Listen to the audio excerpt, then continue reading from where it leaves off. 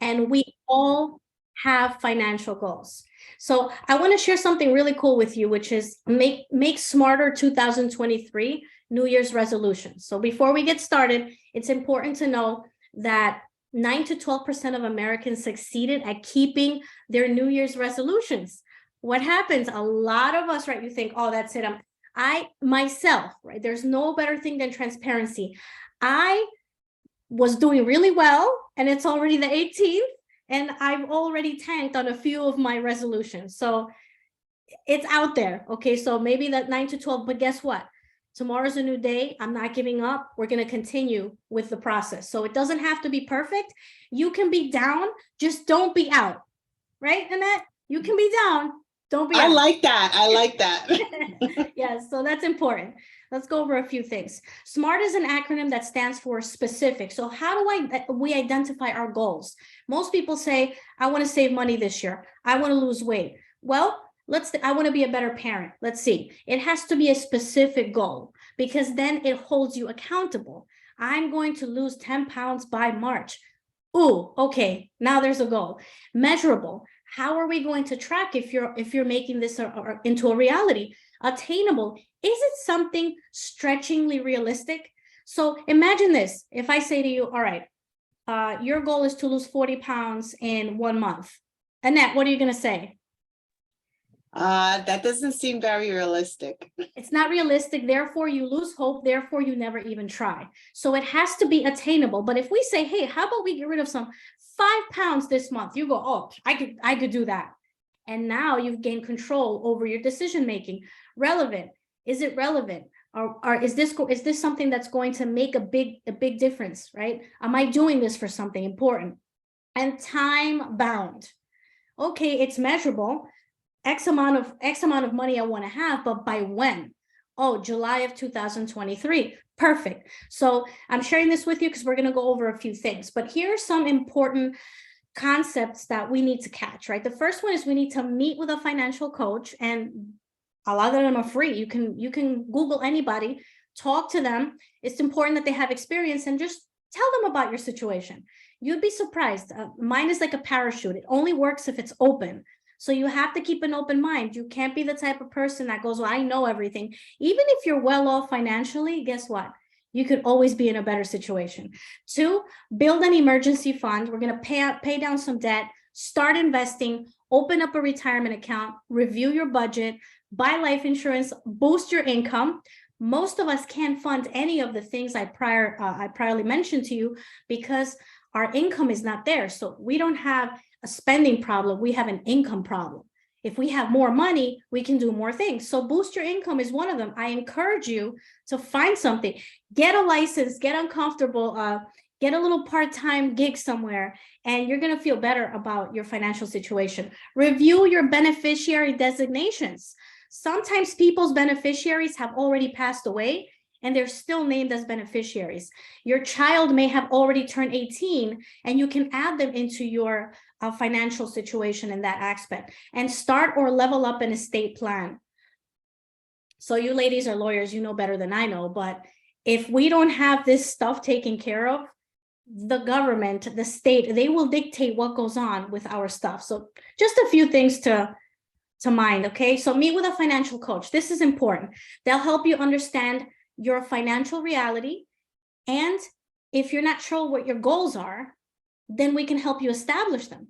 I know I've been in situations where I go, I want to do better, but I don't even know where to start. What's my goal? What's my first step? Okay, how do you want to feel? And then more importantly, and I know you agree with this, is we have to talk about our relationship with money. From when we're little, I remember my grandmother just going, there's not enough. And she was a businesswoman and she did have enough, but for some reason, there's not enough. Don't ask for this. You're not going to get it. Who do you think we are? We're not rich. So I had to rearrange my entire mindset, everything. Or, you know, when you get your own job, then you can buy your own stuff. Yeah, I get that too. But it's important to start showing from when our kids are young that there is abundance, and it's not about giving them so they can be entitled, but it's about showing them that it is an abundant place and that they can grow up thinking, okay, well, I can go on 10 vacations a year, and I can save money, and I can get a nice car when I go to college. These are things that are possible if we manage our money properly. So that's important. So it's not about spoiling them. That's for sure. And here's a smart goal, right? How are we going to set the tone to meet with a financial coach? I will meet with a financial coach by, so February 2023, I will integrate what I learned from the meeting and create my financial SMART goals by, that's another deadline, right? All right, July 2023. And I'll set myself a reminder to schedule a 3-month follow-up, just like with a doctor. I had thyroid cancer a few years ago. And so every year I have to do a follow-up. Listen, I don't like doing the follow-up. Annette, I'm sure you could understand. It's no fun having to go see my doctor so he can tell me that my cancer is at bay, or maybe they found a little something and now they have to go ahead and, do a biopsy again. It's scary, but guess what? Champions show up.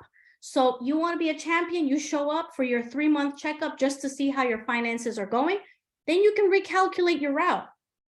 Building an emergency fund.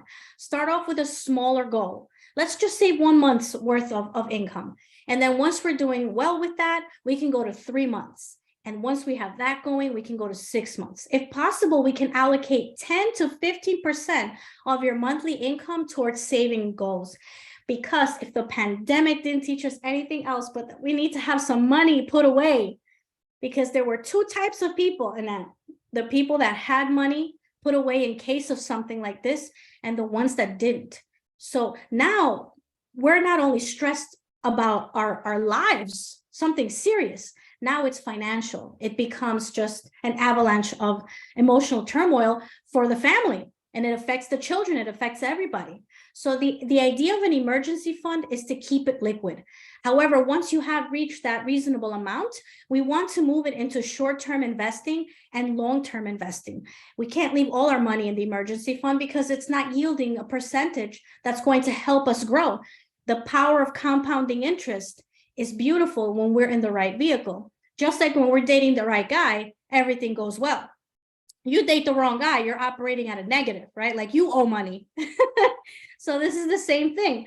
We got to be in a great place where we feel good. So 2 SMART goals here I recommend. The reason why we're doing this is because we're not just going to talk and have a good time here, Annette and Sestra Sisters, but we're actually going to implement these goals. So one suggestion is I will build an emergency fund of X amount of money or 1 month's worth of living costs by put yourself out there, $50 a week away, right, of each paycheck into my savings account. I plan to meet this goal by, and it doesn't matter if it's October of 2023, you just have a goal and it's going to be yours. Before I go to the next SMART goal, this is something I learned. So I have a coach, her name is Diana. She's amazing, Annette. She's just a life coach. And she said to me, she looked at me dead in the face and she goes, "What are you committing to?" I had no answer because I'm like, all right, am I committing to my daughter, my mother, my boyfriend, my business, getting in shape? What am I committing to? She goes, oh man, I had nothing. So I had to think about it. And then once I couldn't come up with anything, she goes, to yourself. If all you can do is commit to yourself, everything in your life is going to work out really well. Because when you're trying to decide whether you have that slice of pizza or that nice salad with that yucky grilled chicken that's tasteless, then you're going to realize, all right, this is game time, right, Annette? Because no one's watching. You can eat a slice of pizza, no one's watching. But if you commit to yourself, that's where the magic begins. It hit me like, I like that. And then it hit me like a ton of bricks. I had like tears down I'm like, oh my God, it's something you hear all the time, but for some reason I understood it for the first time. Committing to yourself. Wow. So if you commit to yourself, then you know $50 need to be put away. Sometimes we may not, do our nails, and that's okay.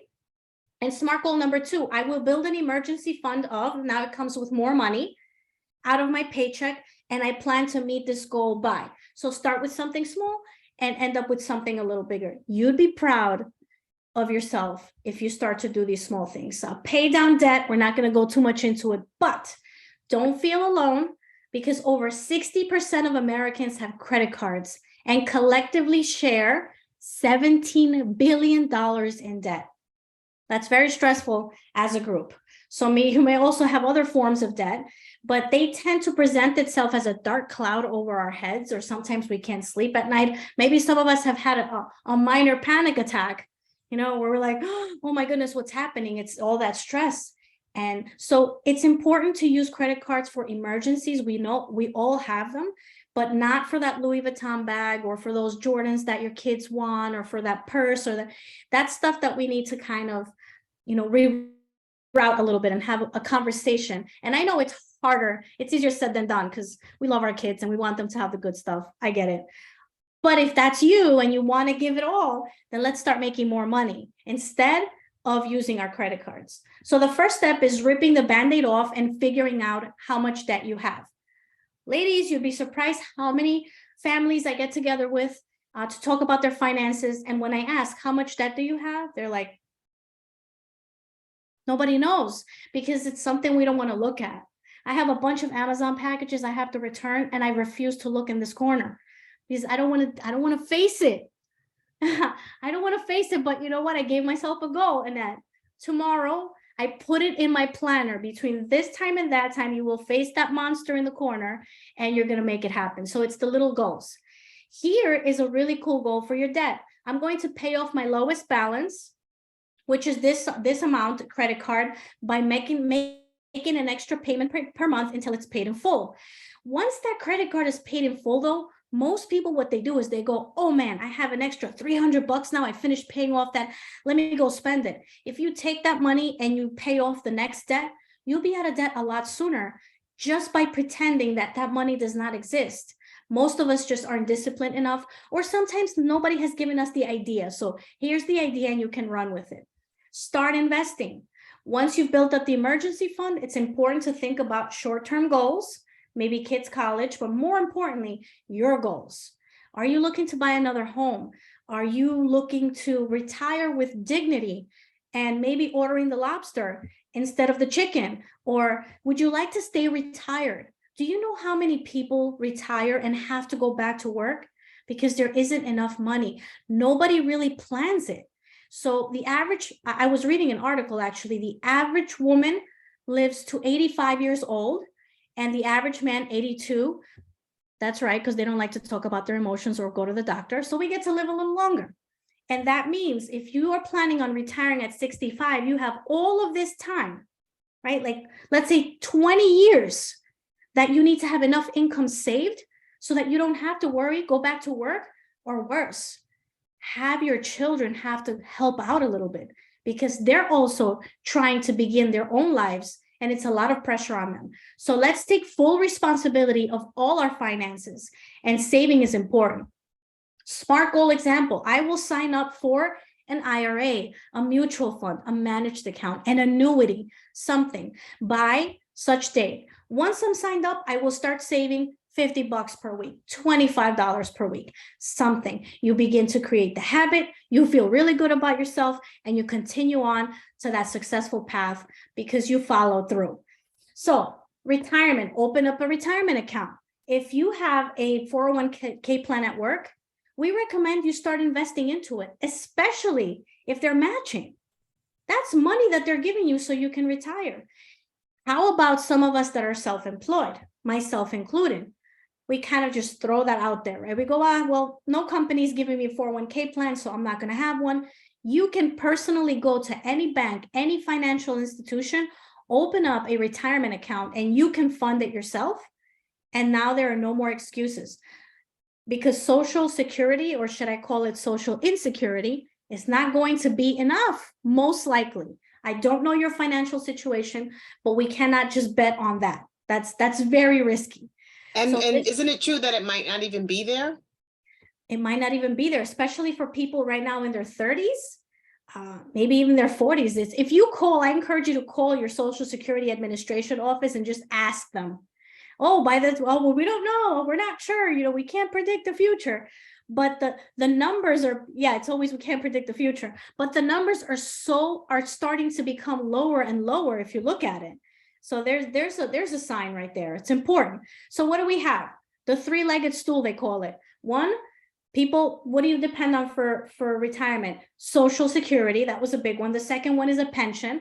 When was the last time you saw somebody with a pension? It's like a dinosaur.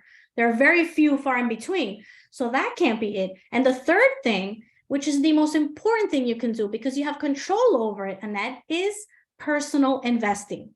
There is where we need to come in with a very humble, air or about ourselves and be a sponge and learn about what we can do. Okay, so there's lots of really cool stuff, but look at this.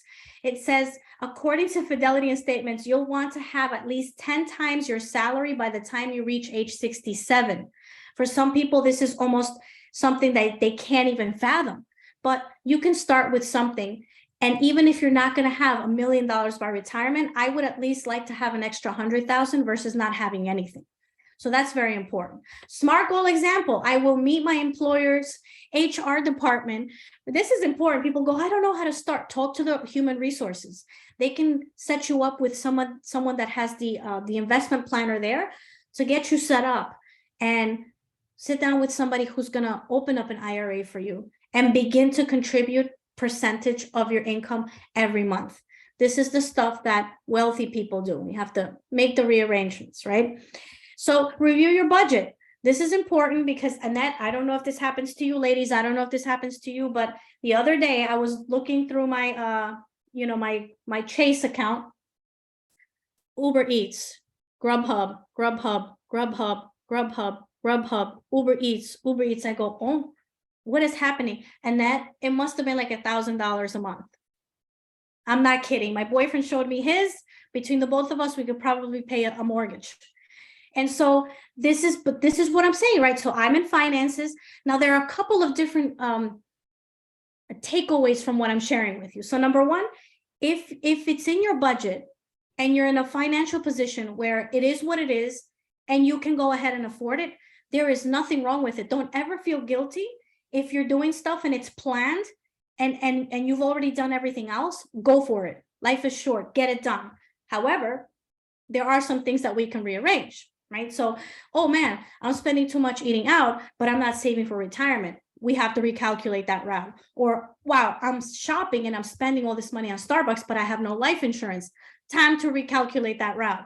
When do we not really recalculate it? When you have the investments, you have your life insurance, your stuff is good, your portfolio is good, you have the emergency fund, you're paying more towards your mortgage, you're debt free, and you want to go and eat Uber Eats. Do it. Have fun, but it's important. Okay, so SMART goal. I'm going to meet my monthly savings goal of X amount of money by canceling. I did this, Annette. I had Disney Plus, which we don't even watch anymore. I had Peacock because I was watching soccer, La Copa Mundial, like a crazy mad woman. Every single soccer game, I was there, glued my eyeballs to this something I love to do. So I had to pay Peacock. So I got rid of a bunch of subscriptions that I didn't need anymore. There's that little bit of money right there. So many things that we could do. Subscriptions that are renewed that you don't even realize they're renewed, because to cancel them, they're in this dark world that you don't know where to go. You have to tap into this thing and it brings you up. You don't know what to do, but it's important. So look for that. Life insurance, buy life insurance. So getting life insurance may not be, and it's not, one of the top 5 New Year's resolutions in a normal year. However, in 2020, it changed drastically because they realized that life is unpredictable and very fragile. So why do we need life insurance? Well, you really don't need it, but your loved ones and the people that depend on you need it. It changes everything. I was talking to a young lady just today. She told me that her and her family worked so hard to purchase a home. This is, I believe, like a year ago. And it was her and her parents, and I think her brother, they all bought a home in that. And the day of the closing, her father passed away. They closed on the mortgage. Her dad passes away. And her being a young girl, this is amazing. This is why I love when young people take action and when they do the stuff that normally they wouldn't do, it changes everything. So I think she's in her 20s, and she talked to her father and said, listen, I'm going to buy you some life insurance. She bought it. He was there, of course. She was the beneficiary along with her mom. He passed away, left them a decent amount of money. And so now imagine they closed on a house, they would have lost it because he was the primary breadwinner. I'm just saying it could happen to anybody. Amazing, amazing.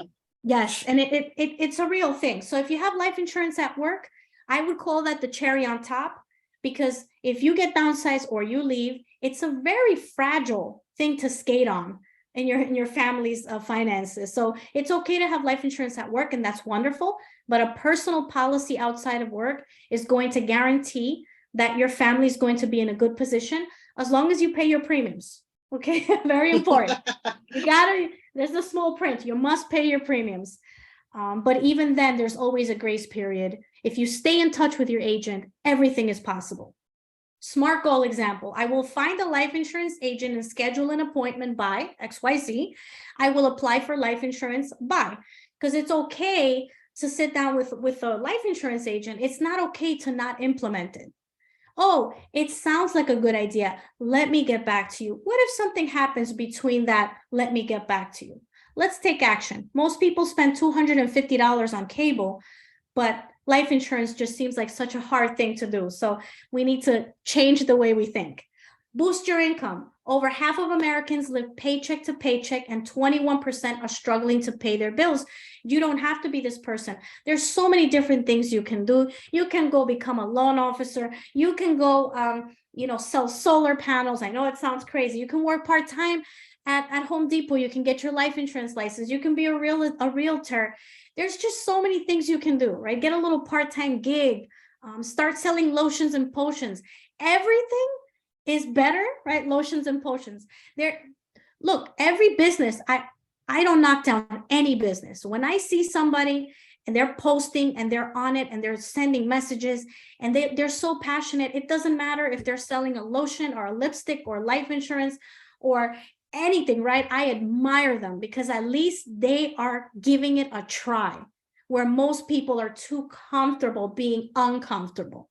So we got to make sure we make some changes. So SMART goal example, I will generate an extra XYZ amount of money per week through my side hustle as whatever it is, right? I will make a total of XYZ money per month, which I will put towards my savings.